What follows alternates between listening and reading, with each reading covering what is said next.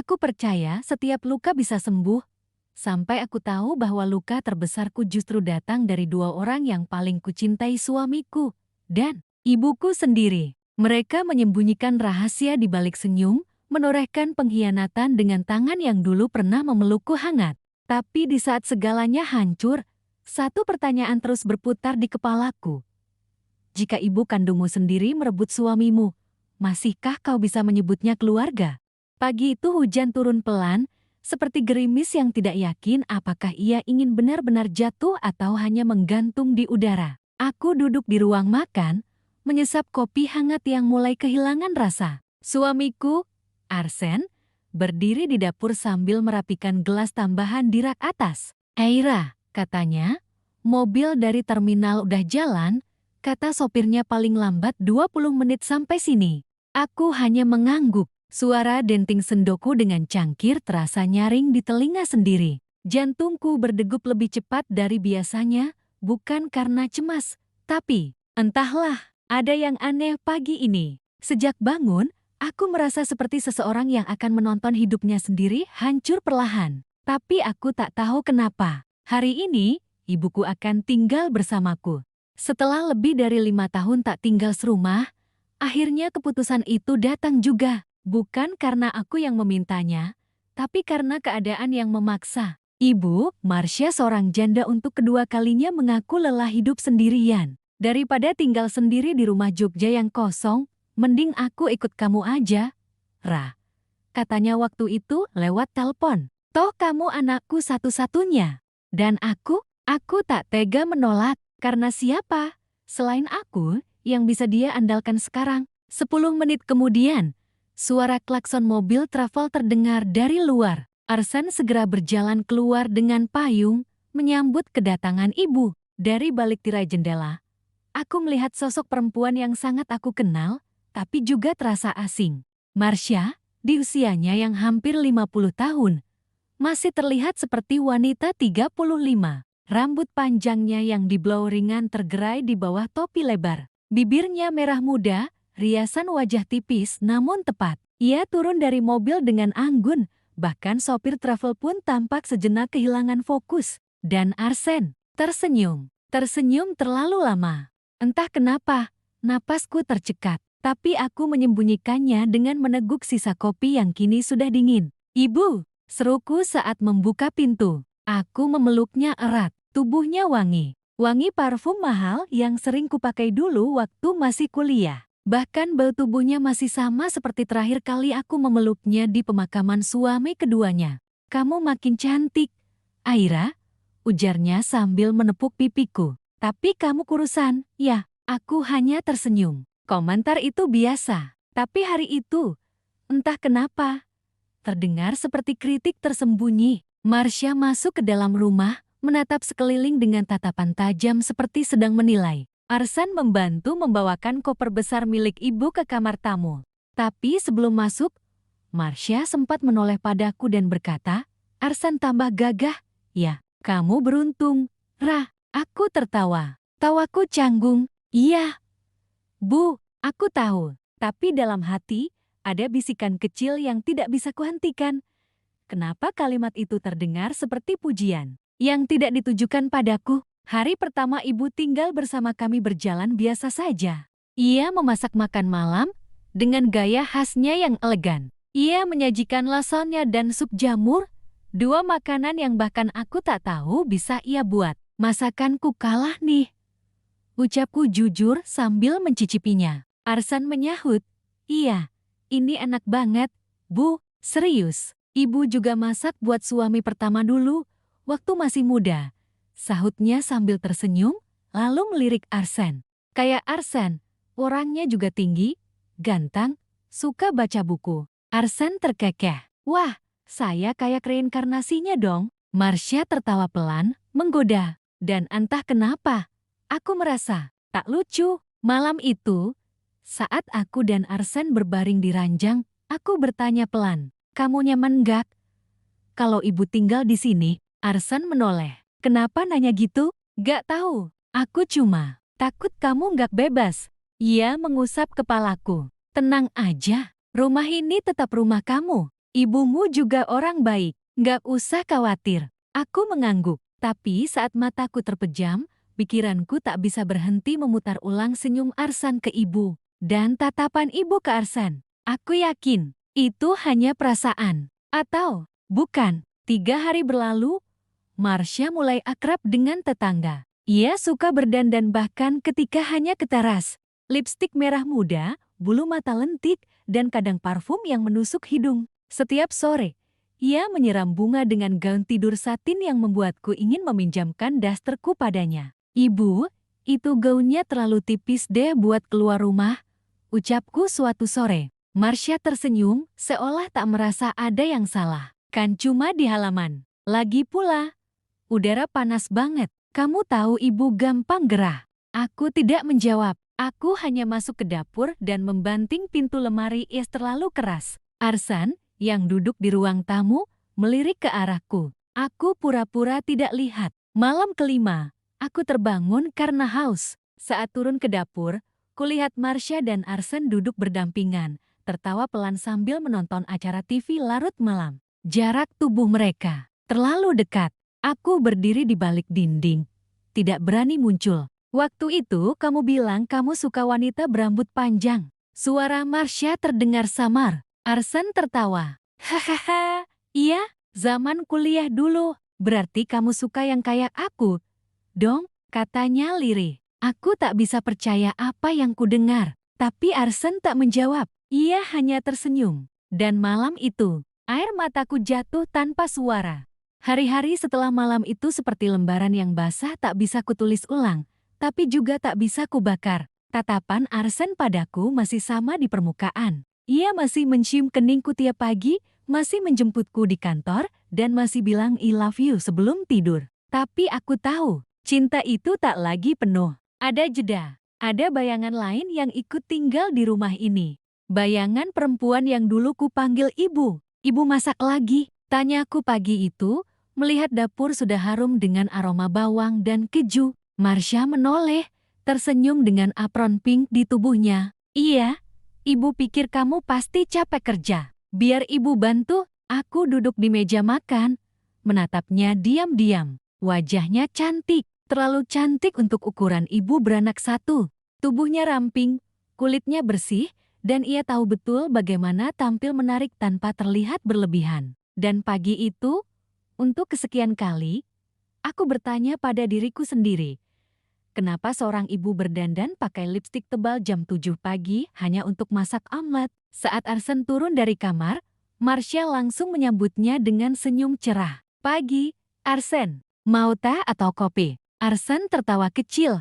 Hari ini kopi, Bu. Butuh tenaga. Marsha langsung menuang kopi ke dalam gelas, menyodorkannya. Jari mereka bersentuhan sebentar. Terlalu lama, terlalu santai. Aku hanya duduk, mematung di meja makan, menatap dua orang yang kucinta, saling tersenyum seperti tak ada aku di sana.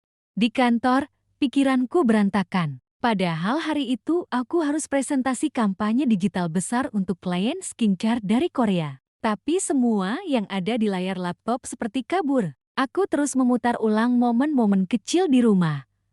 Marsha menyisir rambutnya di depan cermin ruang tamu saat Arsan baru pulang. Marsha memakai kaos oblong milikku ketat di tubuhnya saat menyapu halaman. Marsha tertawa saat Arsan bercanda, tapi tidak tertawa saat aku yang bicara. Dan yang paling mengganggu, Arsan, suamiku, tidak keberatan dengan itu semua. Saat aku pulang malam itu, Marsha sedang menyiram tanaman di teras. Ia memakai baju tidur sutra dengan belahan tinggi. Arsan duduk di kursi rotan, membaca buku. Tanpa reaksi seperti itu bukan hal aneh. Rah, kamu pulang malam banget, sapa Marsha. Lembur, jawabku singkat. Gak lapar, ibu masak pasta tadi. Lanjutnya, aku mengangguk, pura-pura lelah. Padahal yang benar, aku muak. Aku masuk rumah, membuka pintu kulkas, dan menarik sebotol Tapi sebelum kututup, mataku menangkap sesuatu. Sebotol wine. Padahal aku tidak pernah membeli wine, dan Arsan tak suka minuman beralkohol. Kami sepakat sejak awal menikah untuk tidak menyimpan alkohol di rumah. Jeti, milik siapa? Malam itu aku tak bisa tidur. Aku memeluk Arsan dari belakang, mencoba menemukan kenyamanan seperti dulu. Tapi tubuhnya kaku. Kamu capek? Tanyaku pelan. Iya. Tadi banyak kerjaan. Jawabnya, mata masih tertutup. Kamu bahagia? Sen. Tanyaku lagi. Ia diam beberapa detik, lalu menjawab, tentu. Kenapa nanya gitu? Aku menunduk. Gak tahu. Akhir-akhir ini aku ngerasa kayak kita nggak sedekat dulu. Arsan memutar tubuhnya menghadapku. Ia menyentuh wajahku, menatap mataku. Heira, kamu terlalu sensitif. Semua baik-baik aja. Dan saat itu, aku ingin percaya. Tapi aku tahu, semua tidak baik-baik saja. Beberapa hari kemudian, aku memberanikan diri membuka ponsel Arsen saat ia mandi. Tanganku gemetar saat membuka pesan-pesan WhatsApp-nya. Tapi yang kutemukan hanya percakapan kantor, grup alumni kampus, dan obrolan receh di grup futsal. Tidak ada yang aneh. Sampai aku membuka aplikasi galeri. Di folder tersembunyi, ada beberapa foto yang membuatku ingin muntah. Marsha berpose di depan cermin kamar mandi, memakai handuk putih. Bibir tersenyum. Satu foto lainnya, hanya bahu telanjang dan caption. Kangen disentuh. Aku langsung mengunci ponsel. Napasku sesak, kakiku lemas. Dunia seperti berhenti berputar. Malam itu aku tidak bicara apapun, tidak menangis, tidak menjerit. Aku hanya berbaring di sisi ranjangku, menatap langit-langit kamar, mencoba mengingat momen saat aku benar-benar bahagia dan tidak menemukan satupun tanpa bayang-bayang ibu di dalamnya. Keesokan paginya, aku bicara dengan salah satu sahabatku, Dite. Aira, kamu yakin foto itu dari Arsen? Tanya Dite, menahan napas. Foldernya tersembunyi. Nama foldernya study file, JPG, jawabku datar. Kalau itu bukan buat disembunyikan, kenapa harus begitu? Dite terdiam. Lalu berkata, kamu harus kuat. Kalau perlu, simpan semua bukti. Jangan konfrontasi sebelum kamu siap. Aku mengangguk, tapi hatiku sudah lama remu. Malam itu aku duduk di ruang tamu, pura-pura menonton TV. Marsha turun dari kamar, memakai daster hitam ketat, menyapa sambil tersenyum. Kamu nonton sendiri? Aku menoleh sebentar. Iya, Arsen belum pulang. Ibu baru mandi. Capek banget seharian nyetrika. Ada sisa masker muka. Kamu mau coba? Aku menggelang. Enggak, aku alergi. Oh iya, kamu dulu pernah merah seluruh wajah ya waktu asma. Aku mengangguk lagi, lalu memutuskan untuk bertanya. Bu, ibu bahagia di sini? Marsha mengangkat alis. Tentu. Kenapa? Gak apa-apa, cuma nanya aja. Kadang aku merasa ibu terlalu betah. Ia tertawa, lalu berkata dengan nada menggoda. Mungkin karena rumahmu nyaman. Atau karena Arsan orangnya menyenangkan. Aku menoleh. Mataku menatap langsung ke matanya. Ibu suka Arsan? Marsha terdiam. Sekejap, lalu tertawa. Kamu ini aneh-aneh aja. Dia suami kamu, Rah. Masak aku suka, tapi dalam tawanya ada sorot aneh di matanya. Dan malam itu, untuk pertama kalinya, aku tahu, aku sedang berbagi rumah dengan perempuan yang mungkin juga ingin merebut hidupku. Aku tidak tidur malam itu. Mungkin karena rasa sakit yang menumpuk terlalu lama, atau mungkin karena aku tahu, diam bukan lagi pilihan. Sudah cukup aku berpura-pura kuat. Sudah cukup aku menelan luka tanpa suara. Karena kali ini, mereka bukan sekadar berbohong. Mereka menari-nari di atas kehancuranku. Pagi itu, aku bangun lebih awal dari biasanya. Kusengaja. Aku ingin tahu apakah pagi-pagi mereka tetap menyimpan kebiasaan kecil yang semakin sering kulihat dari kamera pengintai. Tapi anehnya, saat aku keluar kamar, rumah sunyi. Marsha tidak di dapur. Arsen juga tidak ada di ruang tengah. Aku berjalan pelan ke kamar tamu. Pintu tertutup rapat, dan saat kutempelkan telinga, sunyi, tapi samar, ada bunyi sesuatu. Langkah, bisikan, lalu tawa, lalu diam. Aku mundur, tangan mengepal, dadaku sesak. Mereka mungkin ada di dalam, bersama. Ketika pintu itu akhirnya terbuka 15 menit kemudian, Marsha muncul sambil merapikan rambut. Ia kaget melihatku berdiri di lorong. Oh, kamu udah bangun, Rah. Aku menatapnya lurus. Yah, kamu ngapain di kamar dari tadi? Marsha tersenyum tipis. Beresin koper. Ibu mau pilah-pilah baju. Kok nanya kayak interogasi? Aku ingin sekali berkata, kamu tidur bareng suamiku, kan? Tapi lidahku keluh. Karena aku belum siap untuk mendengar jawaban yang sudah ku tahu. Arsen mana? Tanyaku pelan. Ke toko depan. Beli sabun cair, katanya. Jawab Marsha santai. Aku mengangguk, lalu berjalan ke dapur. Aku tak menatap ke belakang. Tapi aku tahu Marsha tersenyum. Tersenyum manis seperti racun yang dilapisi gula.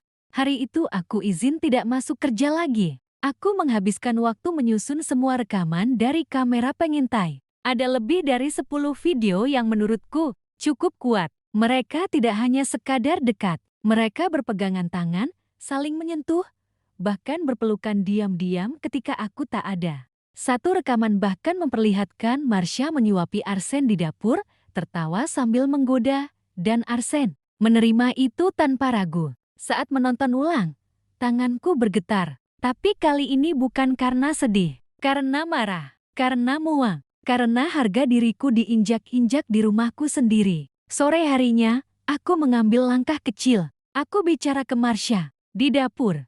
Bu, aku kepikiran buat renovasi rumah, kataku sambil mencuci piring. Marsha, yang sedang mengaduk sayur, melirik. Renovasi bagian mana? Kamar tamu. Mungkin nanti dijadikan ruang kerja. Jadi ibu bisa pindah ke rumah belakang. Marsha berhenti mengaduk. Rumah belakang? Iya, rumah kosong yang dulu kita pakai gudang. Masih layak huni. Ibu bisa tinggal di sana sementara. Marsha menoleh penuh. Wajahnya datar. Kenapa? Kamu nggak nyaman ibu di sini? Aku pura-pura tersenyum. Bukan gitu, aku cuma pengen ruang kerja. Apalagi sekarang mulai banyak kerjaan freelance. Marsha terdiam, lalu berkata pelan, kalau kamu mau ibu pergi, bilang aja. Aku mematung. Tapi sebelum aku sempat menjawab, Arsen muncul dari belakang. Ngomongin apa? Tanyanya santai. Enggak, cuma bahas renovasi. Jawabku cepat. Renovasi apa? Marsha langsung menyahut. Kata Eira, ibu disuruh pindah ke gudang belakang. Arsen menatapku. Wajahnya sejenak tak percaya. Ra, kamu serius? Aku menelan ludah. Aku cuma butuh ruang kerja, Sen. Lagian rumah belakang gak jelek. Masih layak kok. Arsen menghela napas, lalu duduk di meja makan. Kalau masalahnya kecil kayak gini, kenapa gak kamu omongin baik-baik aja? Jangan sampai ibu kamu ngerasa diusir. Aku menatap Marsha. Ia menunduk, memainkan sendok di tangan. Tapi senyumnya masih ada. Dan saat itu aku sadar mereka sedang memutarbalikkan semua seolah aku yang salah. Malamnya, aku duduk di ranjang dengan napas tak teratur. Dadaku nyeri, tapi bukan karena sakit fisik, tapi karena rasa ingin teriak yang kutahan bertahun-tahun. Arsen masuk kamar, membuka kaos, lalu duduk di sebelahku. Ra, kamu akhir-akhir ini beda. Katanya tiba-tiba. Beda gimana? Kamu dingin. Cepat curiga. Kayak, bukan kamu yang dulu. Aku menoleh. Karena yang kamu cintai bukan aku yang sekarang. Arsen diam. Aku melanjutkan. Atau mungkin, karena kamu sudah mencintai orang lain. Arsen tertawa kecil. Pahit, kamu ini beneran capek kerja atau capek mikir aneh-aneh? Jawab pertanyaanku. Arsen berdiri, menghadap cermin. Aku gak ngerti kamu, Rah, karena kamu gak mau ngerti, bisikku. Dan malam itu, kami tidur membelakangi. Jarak di ranjang makin lebar. Dan dalam sunyi, aku tahu.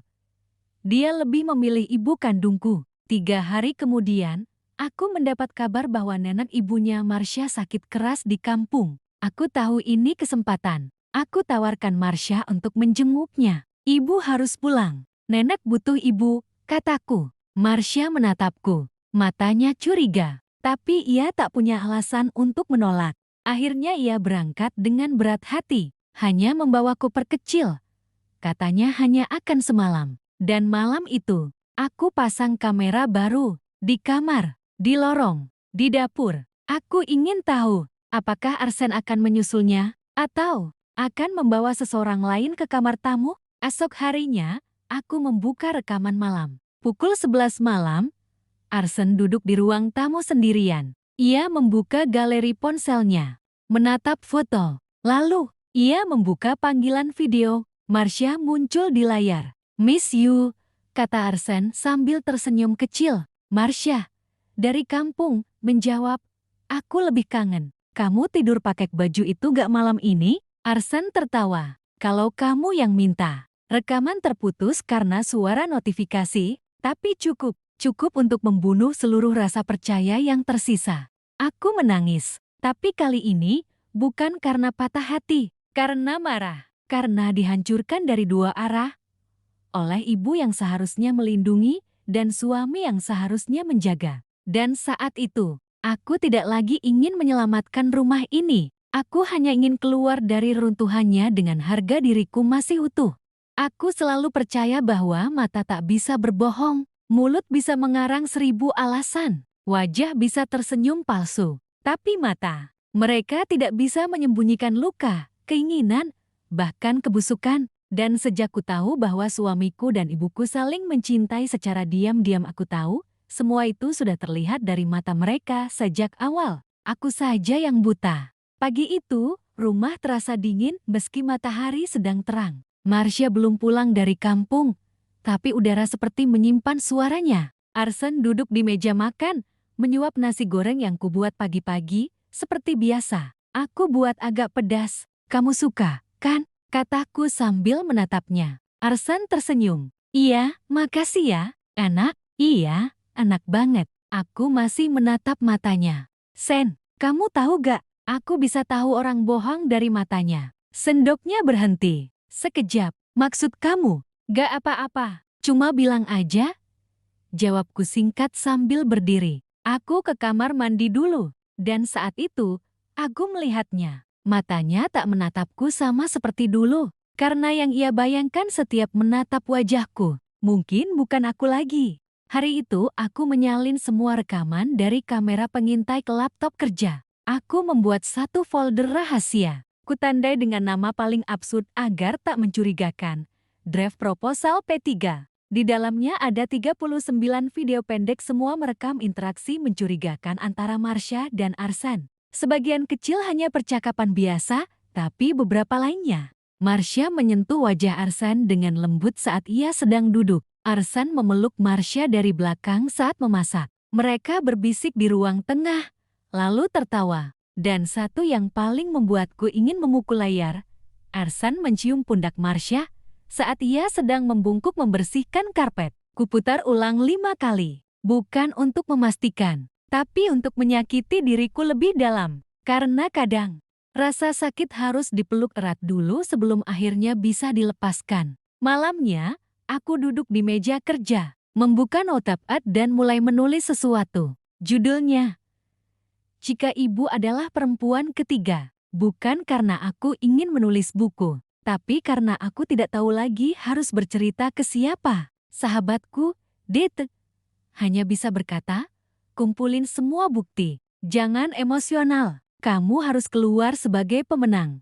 Tapi aku tidak ingin menang. Aku hanya ingin tidak jadi orang yang kalah oleh ibu kandung sendiri. Esoknya, Marsha kembali dari kampung. Ia datang dengan koper kecil, mengenakan blouse putih ketat dan celana jeans panjang. Terlalu muda untuk seorang wanita hampir kepala 5. Tapi begitulah dia tak pernah merasa tua. "Ra, ibu pulang?"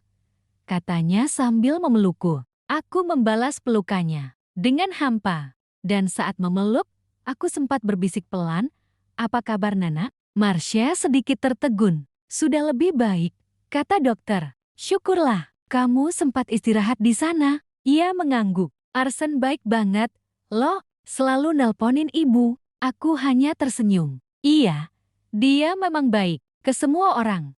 3 hari setelah kepulangan Marsha, aku merasa waktunya hampir tiba. Tapi aku belum tahu akan bagaimana caranya membuka semuanya. Aku harus memastikan bahwa saat aku bicara, aku tidak lagi berdiri sendirian. Malam itu, aku memanggil Marsha untuk bicara di balkon lantai 2. Arsen sedang di luar. Katanya latihan futsal bersama teman-teman kantor. "Ibu," ucapku pelan. "Aku pengen tanya sesuatu." Marsha memegang cangkir tehnya. "Apa, sayang? Apa yang ibu pikirkan tentang pernikahan?" Marsha menatapku. Pernikahan? Ya, tempat dua orang saling melengkapi. Bagaimana kalau salah satunya jatuh cinta ke orang lain? Marsha terdiam sejenak. Itu pilihan, tapi menyakitkan, pasti. Kalau orang lain itu, keluarganya sendiri, Marsha mengerutkan kening. Maksud kamu? Aku menoleh ke arahnya. Ibu sayang sama Arsen. Wajah Marsha berubah pucat seketika. Kamu mabuk? Ra, kenapa nanya begitu? Aku tersenyum kecut. Gak, aku sadar. Makanya aku nanya. Marsha meletakkan cangkir. Jangan ngawur. Arsen itu suami kamu. Tapi bukan milikku lagi, kan? Marsha bangkit berdiri. Aira, kamu salah. Kamu terlalu curiga. Boleh aku tunjukkan rekaman kamera pengintai di rumah? Ia membeku. Matanya membesar. Bibirnya terbuka, tapi tak bersuara. Dan untuk pertama kalinya, mata Marsha tak bisa berbohong. Aku tidak bicara lebih banyak malam itu. Aku hanya berjalan masuk, meninggalkan Marsha membeku sendirian di balkon. Tapi aku tahu, dari sorot matanya, semua sudah jelas. Keesokan harinya, aku diam-diam menyimpan salinan video-video itu ke flash disk dan menitipkannya ke Dita. Kalau aku kenapa-kenapa, kamu tahu harus apa? Kataku. Dit memelukku. Kamu nggak sendirian, Ra. Serius. Dan untuk pertama kalinya setelah berbulan-bulan, aku merasa punya sekutu. Beberapa hari kemudian, Arsen terlihat gelisah di rumah. Ia banyak diam, banyak merokok di teras. Marsha juga mulai sering menyendiri di kamar. Tak ada lagi gelak tawa mereka. Tak ada lagi bisik-bisik atau sentuhan di dapur. Mereka tahu aku tahu, tapi mereka masih berharap aku diam. Karena bagi mereka, aku terlalu lemah untuk melawan. Sayangnya, aku tidak akan diam lagi. Malam itu, aku buka kembali catatan kecil yang kutulis. Kalau pengkhianatan datang dari orang luar, kau bisa marah dan pergi. Tapi jika pengkhianatan itu datang dari orang yang kau panggil ibu dan suami, kemana kau harus melarikan diri? Dan jawabanku muncul pelan, tapi tegas. Aku tak akan lari, aku akan berdiri. Dan akan kulawan mereka di rumah ini sampai aku jati satu-satunya yang tersisa. Ada momen dalam hidup yang tidak akan pernah bisa kamu lupakan. Bukan karena indah, bukan karena berkesan, tapi karena terlalu menyakitkan untuk bisa dihapus dari ingatan. Dan malam itu menjadi salah satu dari momen itu. Aku sudah menyiapkan semuanya. Rekaman, bukti, kata-kata, bahkan napasku. Aku tahu ini malamnya. Aku tahu ini waktunya aku berdiri. Bukan lagi sebagai istri yang diselingkuhi, tapi sebagai anak yang dikhianati oleh ibu kandungnya sendiri. Marsha sedang di ruang tengah, menyulam. Seperti biasa, terlihat tenang, seperti tak pernah menyembunyikan apapun. Arsen baru saja pulang. Ia langsung masuk ke kamar, meletakkan tas kerja, mencuci muka, lalu duduk di sebelah Marsha seperti biasa. Dan aku melihat mereka bukan sebagai suami dan ibu, tapi sebagai sepasang kekasih yang bersandiwara. Aira, kamu nggak makan malam? Tanya Marsha. Aku berdiri di depan mereka. Tidak duduk, tidak tersenyum, hanya diam. Sampai udara mulai terasa berat. Aira, ulang Arsen. Aku cuma ingin bicara. Suaraku dingin. Kita bertiga. Sekarang, Marsha menatap Arsen. Arsen menatapku. Tidak ada yang bicara. Aku mengangkat flash disk kecil dari tanganku. Di sini ada semua. Semua yang kalian kira tak kulihat. Semua yang kalian sembunyikan di balik senyum dan basa-basi. Apa maksud kamu? Arsen masih mencoba bertahan. Aku tahu kalian menjalin sesuatu. Aku tahu kalian lebih dari sekadar menantu dan mertua. Aku punya rekaman video. Aku punya semua bukti. Marsha berdiri. Aira, dengarkan ibu dulu.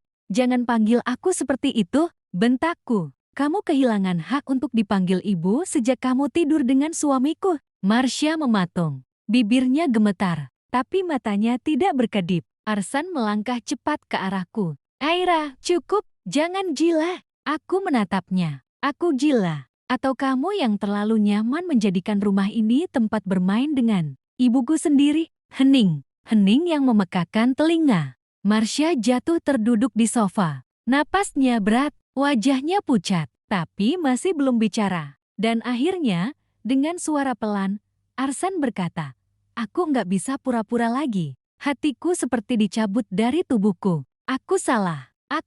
Aku nggak bisa bilang ini cuma kecelakaan. Karena bukan. Marsha menoleh cepat. Arsen. Tapi Arsen melanjutkan, aku jatuh cinta sama dia. Aku nggak tahu kapan. Tapi setelah kamu kerja makin sibuk, kami makin sering ngobrol. Makin dekat, aku menatapnya penuh benci. Dan kamu pikir itu alasan untuk mengkhianatiku? Untuk mengkhianati sumpah yang kamu ucapkan di hadapan Tuhan?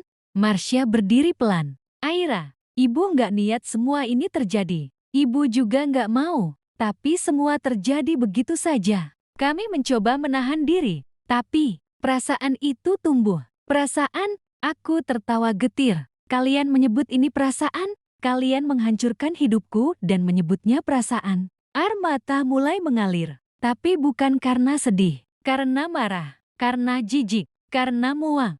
Aku tidak bisa menerima ini. Kalian tahu itu, kan? Arsen berjalan mendekat. Rah, aku minta maaf. Aku mundur. Jangan sentuh aku. Sekali lagi kamu menyentuhku, aku akan muntah. Marsha menangis sekarang. Tapi air matanya tak menyentuhku. Tangisannya seperti air di atas minyak. Tak menempel. Tak masuk ke kulit. Aku tinggal di rumah ini.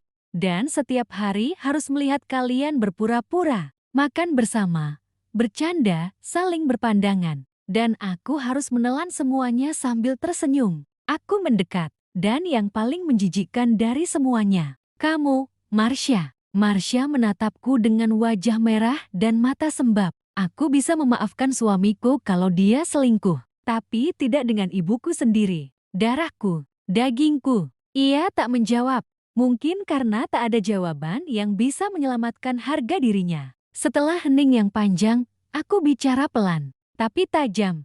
Kalian punya waktu 24 jam. Arsen, tinggalkan rumah ini. Marsha, kau bukan ibuku lagi. Aku minta kau juga pergi. Aku akan menjual rumah ini. Kalian bisa pergi ke neraka bareng-bareng. Arsen ingin menyela, tapi aku menatapnya keras. Dan ia tahu, perempuan yang berdiri di depannya ini bukan lagi Ira yang dulu. Marsha mencoba menyentuh lenganku, tapi aku menepisnya kasar. Jangan sentuh aku, kamu menjijikkan. Malam itu aku tidur di kamar Dita. Dan ketika ia bertanya, kamu beneran siap ninggalin semuanya? Ra, aku menjawab sambil menahan tangis, aku nggak kehilangan apa-apa.